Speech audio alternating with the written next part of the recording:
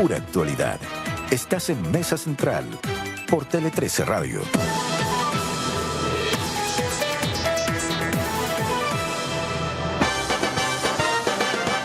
Bodega San Francisco, creciendo juntos, y el futuro está aquí, está sucediendo ahora. En BHP presentan el Rat Pack, la mesa de editoras esta mañana aquí en Mesa Central. Paula Valenzuela, ¿cómo estás? Buenos días. Hola, ¿qué tal? Muy buenos días. ¿De qué vamos a hablar hoy? De los efectos políticos que está teniendo la revelación de los chats entre Carol Cariola e Iracy Hasler, desde la solicitud de remoción del fiscal a cargo hasta el impacto en una candidatura senatorial de Cariola.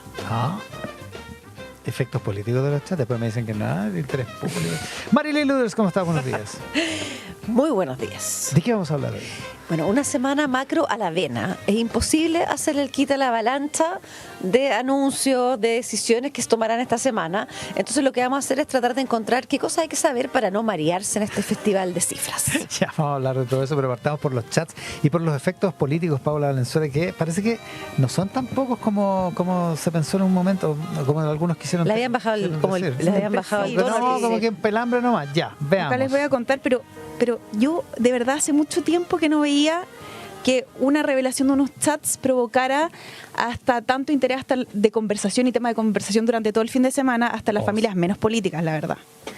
Porque lo más sorpresivo fue sin duda el nivel de críticas hacia la figura del presidente Boric entre estas conversaciones entre Carol Cariola e Iracy Hasler, que reveló la tercera, porque la diputada en esos chats de 2022 reparó en la calidad humana del presidente y en cómo este gobierno para ellas representaba puros costos. Y además hablaban de colaboradores estrechos del gobierno, incluida la ministra Camila Vallejo, militante comunista igual que ellas. La sorpresa a nivel nacional se daba sobre todo porque tanto Cariola como Hasler son parte de la misma generación de políticos que hoy están en el gobierno. ¿Quién se imaginaba una crítica tan áspera de parte de ellas? La verdad es que por más que haya diferencias públicas entre el PC y el gobierno, a lo largo de estos 3 años de administración, era difícil creer que esta ala de la colectiva, no sé si a ustedes también les parecía eso, más bien la llamada renovación, tuviera esa apreciación de la moneda. No, sí, fue sorprendente. Claro, uno lo esperaba de otros personajes. Por más que haya sido un momento de ofuscación, era igual. Exactamente. Bueno, estos chats revelados por la tercera vinieron a coronar una polémica semana para la entonces presidenta de la Cámara, que el martes pasado había llegado hasta el hemiciclo con su guagua de 8 días para encarar una tercera censura en su contra.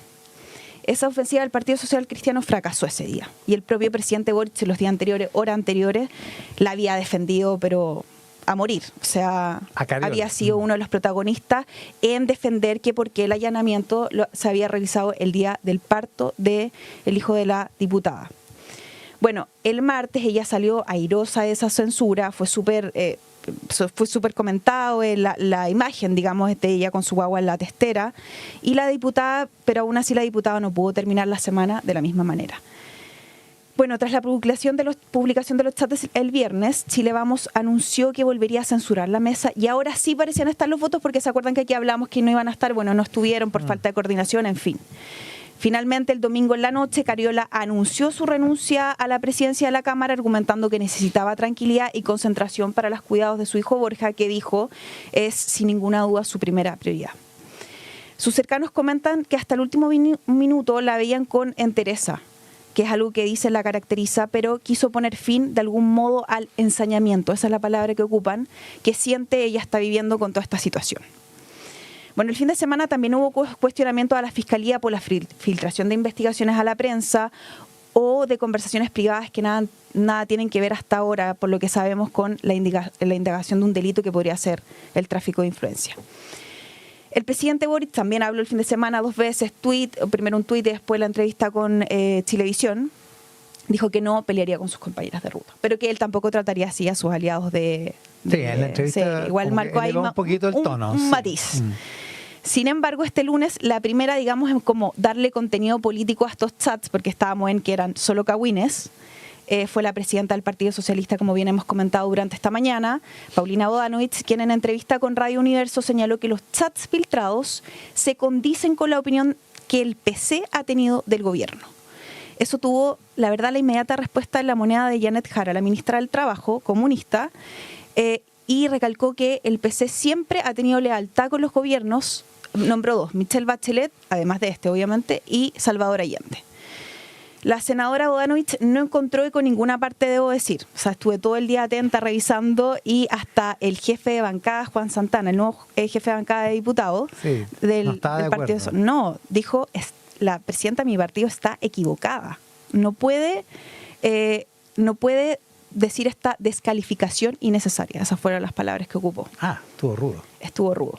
También salieron otros senadores Ahora probablemente mucha gente Sí. la llamó porque en la entrevista hoy día en la mañana que hiciste, Iván, a Lautaro Carmona, él mencionaba que cuando se encontró con ella ayer, lo primero que ella le advirtió es que había tenido una declaración compleja y le puso el contexto.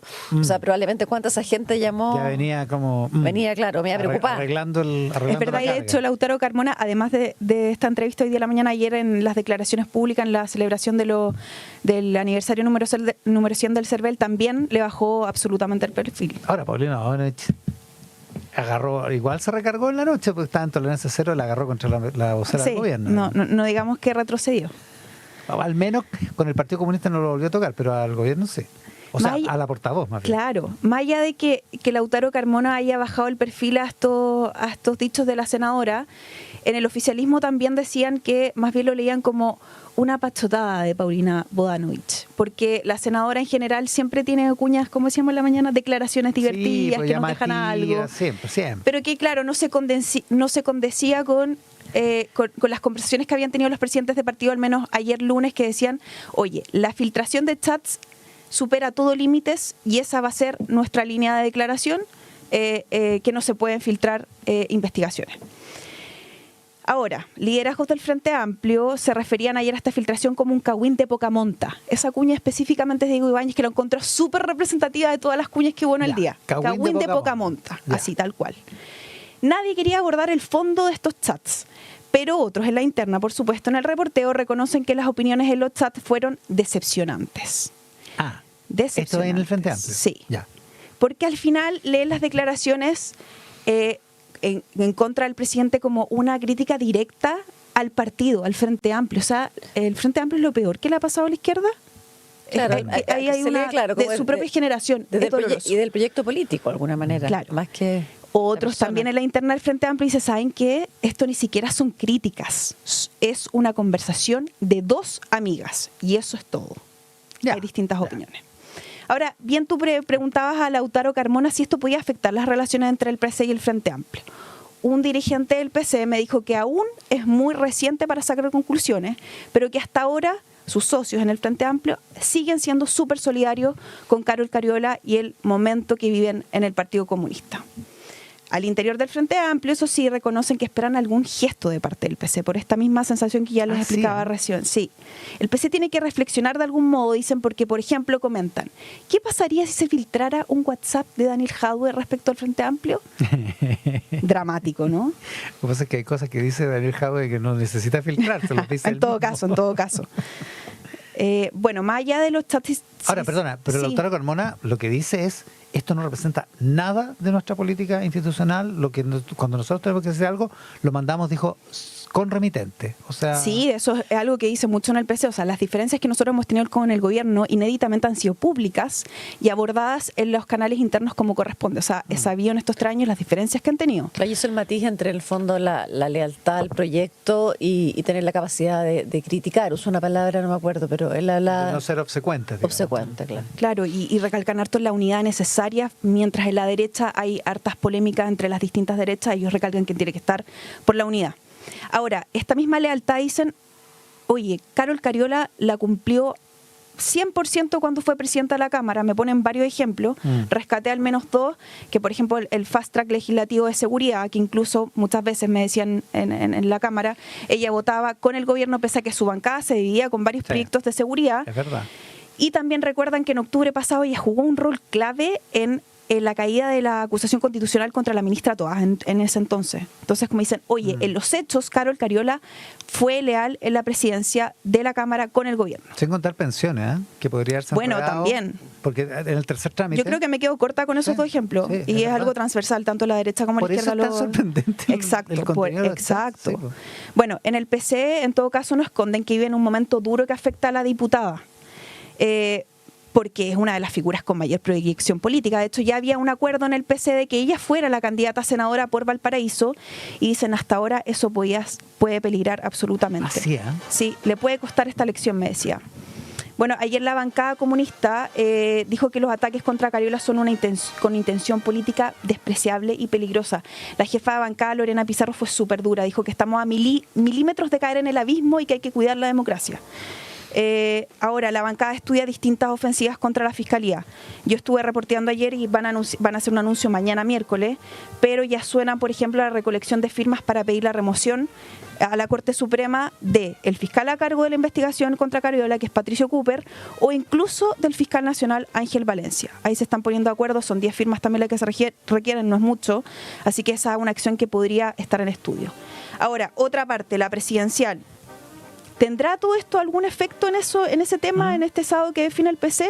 ¿Fortalece la opción de Janet Jara versus la de Daniel Jadwe?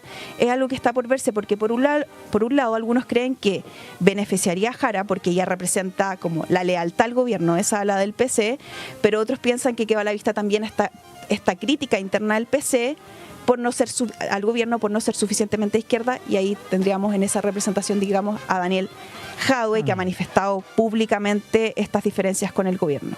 Esos son efectos que claramente están por verse y que yo creo que los vamos a ver de todas maneras el fin de semana. Vamos a ver, claro. Dijo Lautaro Carmona que él quería que esto se resolviera este sábado. Vamos a ver, porque esperábamos también el sábado del Frente Amplio y eso no ocurrió. No pasó. Sí, ahora dicen que la posición de Lautaro Carmona es la más importante del Partido Comunista.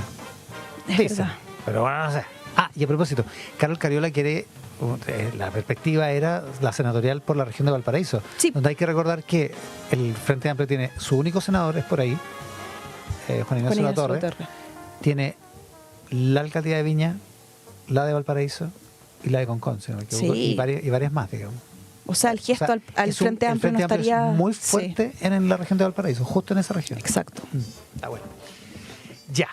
Avalancha macro, la llamó Marilyn Luders. ¿A qué te refieres y cómo interpretarla? Ya, mientras estamos aquí con Iván y la Paula hablando de chats, WhatsApp y etcétera, en un hotel del Golf están llegando el ministro Marcel, la candidata Matei y el rector de la UDP, Carlos Peña, a un seminario organizado por un banco para hablar de la ruta de crecimiento. También a la misma hora, a las 8, están citados en San Carlos de Apoquindo, también empresario y ejecutivo, por ICARE, para escuchar a Javier Salá y Martín, este economista hispano-norteamericano conocido por sus trajes coloridos y también por sus estudios de crecimiento. Sí, son a la misma hora, digamos. Sí. Están citados los dos a las 8, imagino que estarán tomando un cafecito antes que empiece. Lo más probable es que muchos de las personas que estén ahí estén así todo con un ojo en el celular, ya que el Banco Central subirá en su web precisamente a esa hora, en un ratito más, las cifras finales, como dice cuando uno le pone el archivo, han visto final, versión final, que se cuadran con todas las cuentas más que las estimaciones, y vamos a saber cuánto realmente creció Chile el 2024. ¿Cuánto es el déficit fiscal real del 2024? Hasta ahora, siendo las 8:23, lo que sabemos nosotros es que Chile creció un 2,5 el año pasado y que el déficit, según el informe de finanzas públicas que es emitido por Hacienda, es un déficit de 2,9% del PIB. Eso es lo que tenemos ahora. Vamos a ver qué tanto nos refrenda o nos confirma el Banco Central.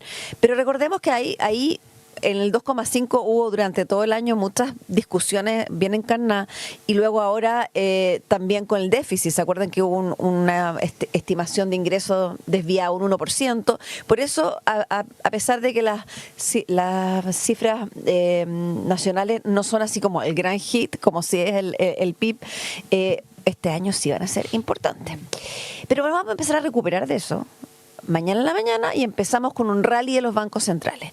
Primero está en Washington, mañana concluye la reunión de política monetaria de la Fed con esa conferencia muy esperada de su presidente Jerome Powell, el Banco Central Europeo y el de Inglaterra el jueves. O sea, es interesante. En el caso de Estados Unidos los ojos están súper atentos porque se estimaba, cuando le hacen esta típica encuesta a los economistas que hacen Bloomberg, que le entrevista muchísimos economistas, la expectativa era que la mantuviera estable, como a la espera de ver cómo está la cosa. Y que después efectuara 2 reducciones a partir de septiembre. Eso es lo que se esperaba, vamos a ver. Pero, como si no poco, también nosotros vamos a aportar con nuestro Banco Central. Tenemos jueves y viernes reunión de política monetaria. El viernes a las 6 vamos a saber la decisión de tasa. Y el lunes tenemos el IPOM, que es el primer IPOM ya completamente en la era Trump. Claro, Entonces hay una expectación diferente. Y ahí hay varias cosas que me contaron que se van a mirar. Lo primero es ver cómo el Banco Central enfoca el huracán Trump. Porque en el fondo hemos tenido, después les voy a contar, como varias versiones de cómo nos va a pegar o no pegar, pero se espera por lo menos un recuadro, le dicen ellos, que es cuando el Banco Central hace un zoom en un tema. En algunos minutos lo ha hecho en laboral, lo ha hecho en diferentes temas, y ahí hay que ver. También hay altas expectativas por la inflación, porque se espera que suban las proyecciones y nos alejemos de esta meta que queríamos recuperar el 2026, y también algo de aumento de crecimiento. Entonces debería estar bien interesante tipo el lunes de la mañana. Lo que sí está claro que todo esto desde hoy día hasta el próximo lunes, y además mandándonos saludos a todos los colegas que trabajan en macro porque se viene dura, es que hay tanta incertidumbre que cuesta leer todos estos pequeñas señales. Y hay dos temas que yo creo que podemos tener en la mente que nos ayuden a ordenar y meter estos cubitos dentro del análisis. Lo primero es que, claro, la preocupación por Estados Unidos es el tremendo tema. Estamos Trump-céntricos, ya llega a ser como cansador, hablamos todo el día de Trump. Bastante. Sin embargo, ha girado un poquito el foco del efecto. Primera semana, y yo te diría todo febrero y el principio de marzo, lo que nos preocupaba era trazar el impacto del alza de aranceles. Eso era lo que le importaba a Chile y a todos los países. Era hacer la matemática y decir, bueno, si suben por acá el acero, ¿cómo me pega a mí? En el caso de Chile, el dólar a 5 la libra es una señal clara de que están acopiando. Pero ahora, estas últimas 2 semanas, ha cambiado el foco y lo que está interesando es qué está pasando al interior de Estados Unidos. Porque se empieza a instalar la idea de que serían los norteamericanos los primeros afectados y más duramente afectados por este presidente que les prometió hacer América grande de nuevo y mejorar su calidad de vida que estaba siendo deteriorada por estos socios comerciales que se aprovechaban. Bueno, hace 9 días Trump no descartó una recesión y empezó a decir que esto iba a ser una travesía por el desierto, o sea que iban a venir los efectos malos para después tener una economía bollante. Claro, diciendo en el fondo tenemos que pasar por este dolor para irnos más adelante. Claro. Sin embargo, su reconocimiento de alguna manera y las cifras que les voy a contar ahora muestran que probablemente tenga un efecto fuerte en el ambiente de negocios con la incerteza, inversión y contratación. Entonces, hay un dato que es clave para ver por qué hoy día estamos mirando como con un poquito más de preocupación la interna de Estados Unidos y no sus acciones hacia afuera. La encuesta de confianza del consumidor se desplomó en su nivel más bajo en 29 meses, o sea, más de 2 años. Acuérdense que 2 años estábamos saliendo de la pandemia, etcétera. El fondo se desplomó completamente, una caída en 22% en relación a diciembre del 2024, que es el último mes que fue 100% sin Trump. Ya. O sea, en 2 meses la confianza del consumidor en el fondo resintió esto claramente y esa es una expectativa de compra, servicio, etcétera. Entonces, en otras palabras, estos estadounidenses que estaban esperando un salto en su vida abruptamente y además deslizado, como bien dices tú, por el presidente, ya creen que es complejo. Y en lo anecdótico, hay un reportaje del The Economist que me lo mencionaron varias personas que dicen que el ícono de la comida norteamericana, la hamburguesa, podría transformarse más cara, porque Estados Unidos está con un déficit de carne de vacuno y eso a la larga podría afectar el precio de, no sé si era lo más comido, pero por lo menos lo más icónico. Así que en el fondo, de alguna manera, ahora, ¿por qué vamos a mirar a Estados Unidos y qué nos pega ahí? Y ahí lo que nos pega es que puede subir la inflación. Si sube la inflación, la FED se va a sentir empujada a tener que subir las tasas. Y con eso, bueno, sabemos que el crédito a todo el mundo le empieza a afectar. Pero por otro lado, como decía Trump, podría ser que esto frene el crecimiento, porque efectivamente la inversión, ese tipo de factores deberían empezar a verse afectados. Y ahí, bueno, tendríamos todo lo contrario, que hay una presión sobre la FED para bajar las tasas. Entonces, cuento corto, la FED en un zapato chino y nosotros pendiendo de este hilo de qué es lo que pasa hacia adentro. Por eso la triada dólar, cobre, peso, hay que mirarla en ese contexto, porque estamos viendo en el fondo un cobre súper disparado sobre 5 libras, que era el sueño antes increíble, de nosotros. ¿No? 5. Y ha pasado, $5 la libra. pero lo impresionante es que ha pasado un poco colado, porque hace 1 año, 2 años, el dólar a 5 libras habría sido el único tema que estaríamos hablando, y es porque la sensación de que es algo que puede variar mucho dependiendo de cuánto se quieran estoquear los países compradores. El dólar bajando fuerte, el peso, en el fondo hay que mirarlo dentro de ese contexto y no darle como, de alguna manera, dejar, un economista me decía, no, es que ya no nos podemos quedar con la idea cobre alto, dólar bajo, porque esto puede ser mucho más volátil que ese. Y lo segundo, que es interesante, que yo creo que hay que meter para poder analizar esta semana como frenética, es que en el caso de Chile, por lo menos, ya esta semana y la pasada probablemente, pero con fuerza esta, la contienda presidencial está siendo protagonista del debate macro. Algunos lo llamaron la legaditis, no sé si lo han escuchado, pero no. Legaditis. Por el legado. La enfermedad del legado. La enfermedad del legado. Entonces Está estamos viendo que los ministros de Hacienda, Economía y sectoriales están aprovechando las diferentes tribunas que les da este contexto macro para cuestionar lo que han sido críticas sobre el débil desempeño del gobierno de Boric. El fondo, esta, digamos, crítica que ha sido todo el tiempo, que las expectativas han sido menores a las que se han cumplido, que ha sido el peor en desempeño macro, en crecimiento de volvimos a la democracia. Entonces hemos visto hoy día a los ministros en despliegue en terreno, más que haciéndose cargo de este déficit y los temas que vienen, contestando esas críticas. Sí. Vimos, por ejemplo, el ministro de Hacienda en un seminario la semana pasada que tenía una PPT, fue interesante porque el anfitrión le dijo, bueno, queremos saber además, ministro, acá sobre el tema fiscal que nos preocupa, y el ministro, lo primero que le dijo, yo no voy a hablar de déficit fiscal, yo voy a hablar de crecimiento. Y una de las láminas era, y varias del texto, era probar que había estos augurios negativos durante todo el gobierno que no se habían ido cumpliendo, y Marcel incluso mostró una lámina que es súper interesante, donde dijo que había un sesgo político en la discusión económica en Chile. Entonces mostró los IMASEC mensuales y los cruzó con las menciones en Google del tema IMASEC. Cuando el IMASEC estaba malo, las tendencias en Google se disparaban, o sea, la conversación se volvía súper relevante. Y cuando el IMASEC estaba bueno, poquito. El IMASEC poquito. Pero una lámina sí te muestra de alguna manera que en la moneda y en el gabinete están empezando a entrar en, digamos, esta discusión de defender los logros económicos de este gobierno. Hay que tener tiempo para pensar en eso y hacer ese cruce. Claro, pero lo que te demuestra un poco es que estamos en esa fase de legalitis, porque exacto, en el fondo no quieren dejar instalado, sobre todo para la presidencial, que acá hubo un problema de crecimiento y de déficit fiscal.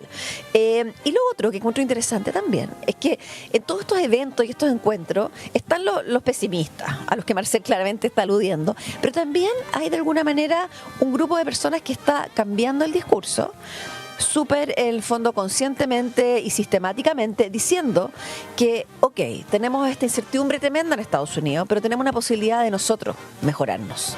O sea, de que sí hay un espacio en esta presidencial para un consenso, que sí hay espacio para temas más macro. Y, de hecho, mirando un indicador, y con esto termino, pero es interesante, que la PUC hizo hace tiempo, lo tiene en su página web, un indicador que se llama, lo que trata de buscar es cuánto de lo que nos está pasando tiene que ver con afuera y cuánto de lo que está pasando no tiene que ver con adentro. Está inspirado en un índice del Banco Mundial que se llama Wind Index, de alguna manera, que es lo que te lleva el viento, y lo que hace es ver, deconstruye el crecimiento de los países. Y en el caso de Chile tenemos que en la última medición el 60% es externo y el 40% es interno. Por lo tanto, Chile tiene en sus manos, y es lo que dice este grupo que está tratando un poco de impulsar un ambiente positivo, es decir, ok, la incertidumbre internacional no la podemos mover, pero este 40% sí podemos. Por lo tanto, vamos para arriba con eso. Ya, vamos con ese debate y con la legaditis, ¿así? Sí, la legaditis. Ya vamos a ver lo de las cuentas nacionales que acaba de publicar el Banco Central. Me hacen ver una cosa a propósito de los efectos políticos. Rispe, ¿no? ¿Cómo se dice? De Paulina Bodanovich, esta fricción de Paulina Bodanovich con el resto. El miércoles de la próxima semana se vota la acusación constitucional contra Maya Fernández. Wow. ¿Le podrían pasar cuentas? Como me dicen en el Congreso, tiene una semana para limar aspereza. Eso. Ya, aquí vamos a estar atentos hoy, Paula Valenzuela. Hoy al mediodía Carolina Toá va a presentar a su equipo de campaña, algo que estamos esperando, va a ser en Recoleta, en un café. Dice que este equipo va a analizar la estrategia y proyectar los próximos pasos de su candidatura. Estuve preguntando quiénes son ese equipo, súper hermético, pero va a ser, dicen, pequeño y que va a ser, personas que vayan entrando y saliendo, digamos, de esta estructura más flexible, liviana. No fijo, liviana y Vamos flexible. a ver quiénes son. Y tenía que ser en Recoleta, ¿eh? Tenía que ser en Recoleta. ¿Estoy Hablando de sobreinterpretando? No, yo también lo pensé. Mariela Luders, atentos a... Hoy día a las 11 de la mañana va a ser la ceremonia de cambio del rector de la Católica. Tras un largo periodo de Ignacio Sánchez, asume el exdecano de la Llera. Primero hay una misa y luego hay el cambio de rector, y ahí interesante un poco las señales que da este nuevo rector, que tiene este ceño ingenieril y que tiene a todo el mundo interesado en ver cuál es su proyecto para la Católica. Con Mariela Luders, con Paula Valenzuela, el Rat Pack de hoy, la mesa de editoras, una presentación de Bodega San Francisco, creciendo juntos. Y el futuro está aquí, está